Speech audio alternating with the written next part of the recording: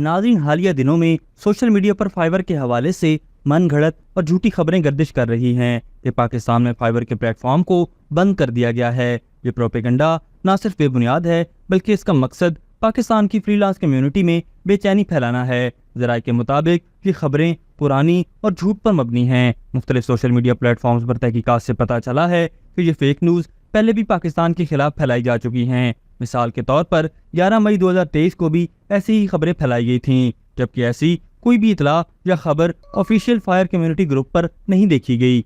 हाल ही में 13 अगस्त 2024 को एक मखसूस सियासी जमात से वाबस्ता अकाउंट्स ने यह पुरानी खबर दोबारा फैलाना शुरू की ताकि पाकिस्तान की फ्रीलांस कम्युनिटी में बेचैनी पैदा की जा सके। लेकिन हकीकत तो ये है कि फाइबर पर पाकिस्तानी प्रोफाइल्स अब भी फाल हैं और लोग इस प्लेटफॉर्म को मामूल के मुताबिक इस्तेमाल कर रहे हैं। इस वक्त आलमी सतह पर इंटरनेट कनेक्टिविटी के मसाइल हैं जिनसे पाकिस्तानी अवाम बखूबी वाकिफ है, और यही मसला जनूबी एशियाई खित्ते के फ्रीलांसर्स को फाइबर के इस्तेमाल में पेश आ रहा है। पाकिस्तान डिजिटल इकॉनमी के सफर पर गामजन है और शोबा टेक्नोलॉजी से वाबस्ता अफराद के साथ रियासत भरपूर ताउन कर रही है, लेकिन बाज़ अनासिर झूठी खबरें फैलाकर रियासत और अवाम के दरमियान दूरियां पैदा करने की कोशिश करते हैं। बाशऊर अवाम से गुजारिश है कि किसी भी खबर पर यकीन करने से पहले खुद तहकीक करें। इस फाइबर की वेबसाइट पर जाकर खुद चेक करें कि वहाँ पाकिस्तानी फ्रीलांसर्स के अकाउंट्स फाल हैं या नहीं। लिहाजा सोशल मीडिया पर गर्दिश करने वाली इन जाली खबरों से होशियार रहें और सच्चाई की तलाश में अपना किरदार अदा करें।